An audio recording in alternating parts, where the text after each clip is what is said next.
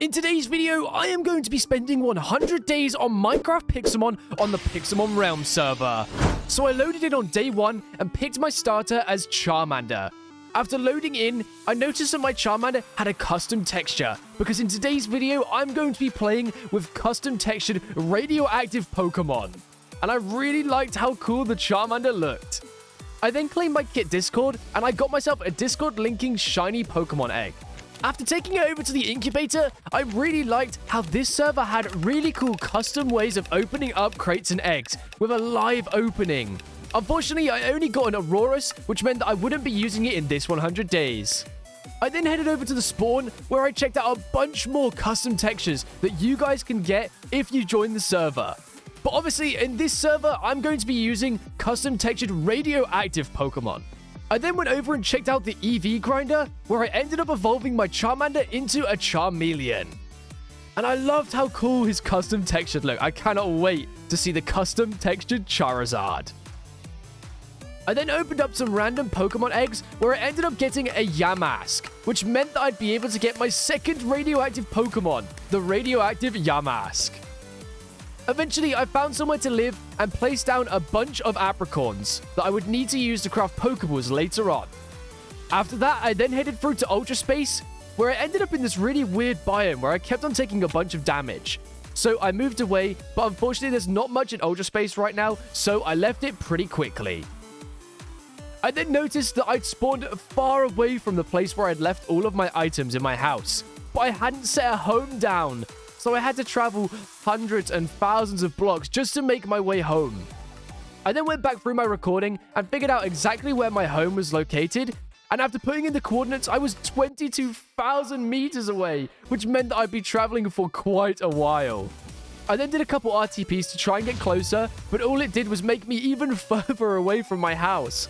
So I had to continue traveling far and wide until eventually I got a little bit closer to my house. Whilst traveling though, I decided to take on a couple trainers to level up my team. After that, I then went onto the Slash hunts and claimed myself an easy hunt. For this hunt, all I had to do was find a Houndour with a calm nature. Shouldn't be too hard, right? So I headed over to the desert and caught as many Houndours as I possibly could find, but unfortunately, none of them ended up being the naughty nature I needed. I then finally evolved my Charmeleon into a Charizard, and boy did he look awesome. I then jumped on Charizard and started flying home as fast as I could, but unfortunately it took forever. I ran into another desert then, where I ended up catching more Houndours, but unfortunately I still wasn't able to complete my hunt. Eventually, after days of traveling, I finally made it home. After making it home, I decided to head out traveling a little bit just to explore the area and level up my team as much as I possibly could. I took on boss Pokemon, took on trainers, as many people as I could find to level up my team as much as possible. I then traded this Iron Ball to another player to get myself 3,000 Pokecoins. And with that, I continued leveling a little bit more until eventually I then traded another player with the Pokecoins I just gathered up in order to get myself a Froakie. The reason I wanted this was because it was the third toxic Pokemon that I was going to add to my team, the Radioactive Froakie, and I loved how cool he looked. He was super sad right now, but I was sure when I evolved him to Greninja, he'd completely change and be an amazing looking Pokemon. I then went onto the GTS with the rest of my money and claimed myself a Dino, which once again was going to be the 4th member of my team. Once I converted him to the radioactive texture, I loved how cool he looked. With the radioactive sign on him, he looked amazing. On day 20, I then evolved my Froakie into a Frogadier. And oh my god, did he look cool. Throughout the next few days, I just went down into the mines to gather up a bunch of resources as I would need them for my next project.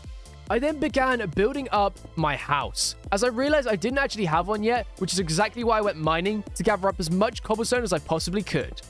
I finally finished building my house, and I was pretty happy with how it looked. I then traded with one of my subscribers to get myself a leftovers. I then evolved my Frogadier up into a Greninja. And I can't lie, this Greninja skin looked so cool. If you guys agree with me, make sure to hit that subscribe button and comment down below what your favorite radioactive skin was in the video. After that, I then went back into the mines to gather up a bunch of diamonds and iron and a bunch of resources that I might need throughout this 100 days. After that, I then went out and explored for a little longer, leveling up all of my team as much as I possibly could. I then started a new hunt, which ended up being a Finneon. I spent so long catching so many Finneons until eventually I finally completed my easy hunt. And you can just see by my PC box, I caught so many Finneons. I then spent a little bit more time in the ocean as there was another water type that I wanted to add to my team. Eventually, after fishing for quite a while, I finally managed to catch Marini. And I loved how cool his custom texture looked. I could not wait to get him up to a Toxapex. I then headed to Spawn where I had a move relearner, so I taught my Pokemon a couple new moves. Until all of a sudden, a global event started, where I had to defeat as many different unique Pokemon as I possibly could. Eventually though, when the event ended, I looked at my placement, and unfortunately I wasn't able to come top 3, meaning I didn't get any rewards. So I went back home and leveled up my Pokemon a little bit more. Eventually, I had another subscriber head over to my base. His name was Ruby Slime. We then showed off both our Charizards, and if you guys like Ruby Slime, want to be in the video, all you have to do is join my Discord. Links will be in the description down below. After that, I then wanted to finish off my house. So I headed down into the mines, grabbed up a bunch of lava, and then also a bunch of materials like sand to create glass. And while exploring for more resources, I then ended up running into more trainers, which I used to evolve my Marini into a Toxapex, and it looked so cool. I continued making my house, where I placed out a bunch of lava all over the floor, and then a bunch of glass as well. Once I covered the entire floor, I looked at my base and I was super happy with how it turned out. I then continued exploring, where I ended up finding a massive grass platform, which I used to defeat boss Pokemon and a bunch of normal Pokemon to continue leveling my team for my end goal of defeating the gyms. Unfortunately, because this server converted to 1.16.5, it meant that the level grinders had disappeared, meaning we were left to just defeat as many Pokemon as we possibly could just to level up our teams, which took for ages. Until eventually I decided that I wanted to go and check out one of the gyms. So I headed over to the rock gym, but I was no match for the gym. Unlike other servers, these gyms are really difficult, and you can only take them out with a full team of perfect Pokemon. So I left and then gathered up some more resources to continue building. I then put down a bunch of lampposts around my place so that I could connect me and my subscribers and all of their houses that they created. After doing a little finishing touches on the base, I then headed out and found myself a boss Medicham, which I ended up taking out with Charizard, getting me an EXP share and a Medichamite. This meant also that I would be able to get my Mega Ring. Now that I had a Mega Ring, I'd have the potential to Mega Evolve my Pokemon. I then, as usual, continued defeating as many Pokemon as I possibly could, as well as the trainers. Once I'd finally defeated a bunch of Pokemon, I then headed out to find one biome in particular. That was the Giant Tree Tiger Hills. This biome was home to a legendary Pokemon that I wanted to add to my team. If you guys know what legendary Pokemon this is, make sure you comment it down in the description down below. Eventually though, I finally finished making the giant grass platform. I then spent a bunch of time leveling up all of my Pokemon until eventually my Yamask finally evolved into a Copper Gregus.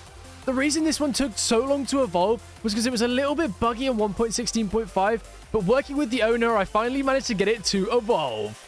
And after spending a bunch more time here, I finally had a legendary Terrakion spawn on me, which was super cool, but unfortunately it wasn't what I would need.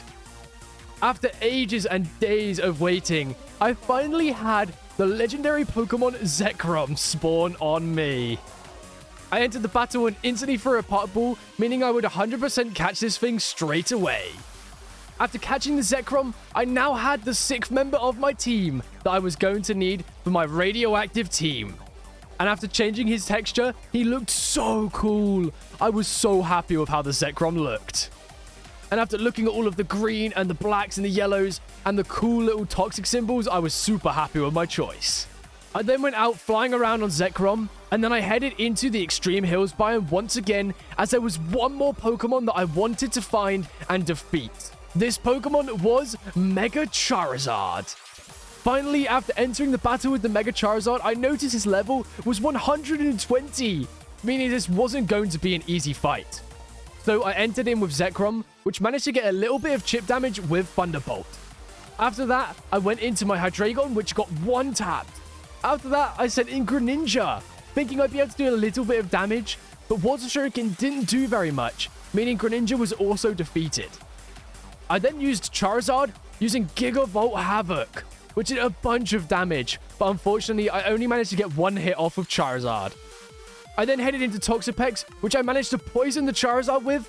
All I had to do now was survive 2 more hits. Eventually, I managed to stall out the Charizard with Toxic, and after defeating him, I got myself the item I was looking for, a Charizard IY. I then put it on my Charizard and Mega Evolved my Radioactive Charizard, and he looked so cool. I could not believe that I actually had this insane looking Charizard on my team. I then headed back to spawn, where I ended up putting a bunch of new moves on all of my team as I was getting ready to fight the gyms. I then spent more time on my platform, just leveling up my entire team until eventually I had my entire team ready to fight the gym at level 70. I knew that this was the point where I had to head to the gyms and try my hardest to defeat them. Just before I headed to the gyms though, I then decided to use day 90 to spend some time with one of my subscribers, Phoenix Fool. I helped him to spawn in and catch a Zapdos. After he'd finally caught it, he was super happy. And if you want to also have a chance of catching a legendary Pokemon with me on a server, make sure to check out the description for the Discord link. We then headed home, and Phoenix wanted to have a battle with me. So we headed into a battle, which it got really close between my Mega Charizard and his Zapdos. I took out his Zapdos, leaving just Quaxly left. He then defeated my Charizard, leaving just Zekrom versus Quaxly. Luckily, I had a Z-move with my Zekrom, which ended up defeating Quaxly, making me victorious in this rival battle. I then knew it was time. I headed over to the Rock Gym and decided to try and take it on once and for all. But unfortunately, due to a glitch, I ended up losing the battle, which really sucked. I then decided to go back a little bit later to try and defeat the gym again. But unfortunately, I failed again. And I knew that there was one thing I could do to give me the edge over the gym leader, and that was to create a bunch of EV berry trees so I could reset all of my Pokemon EVs and then give them the best possible stats by training them at the EV grinder. With this, I could give all of my Pokemon the best possible stats that they could have so that when I went back to the gym, I'd have the best possible chance of defeating it. After EV training my Zekrom and my Toxapex and the rest of my team, I headed back over to the gym. I selected up my Rock Gym team and then went into the battle. I was feeling good about this one, and I was right to. I got Stone Edged by Terrakion, which red carded out the Tyrantrum, which got defeated by my Cofagrigus' Hex. I then had the Terrakion poisoned, so I knew I just had to stall it out for 2 turns. So I used Protect once, and then I went on a limb and decided to do a double Protect, which actually managed to land, getting me the Rock Gym badge. I could not believe I finally had a gym badge. And since I had a few days left, I decided to head to the Electric Gym. This one was no pushover though. I ended up losing to it twice until eventually I figured out a game plan to use Greninja and its protein ability to predict the moves from Electros to give me that edge and give me a better start over the fight. Eventually though, that did pay off. I ended up winning the gym with my Cofagrigus, getting me my second gym badge, the Electric Gym badge. And whilst I was feeling myself, I figured, let's go take on another gym.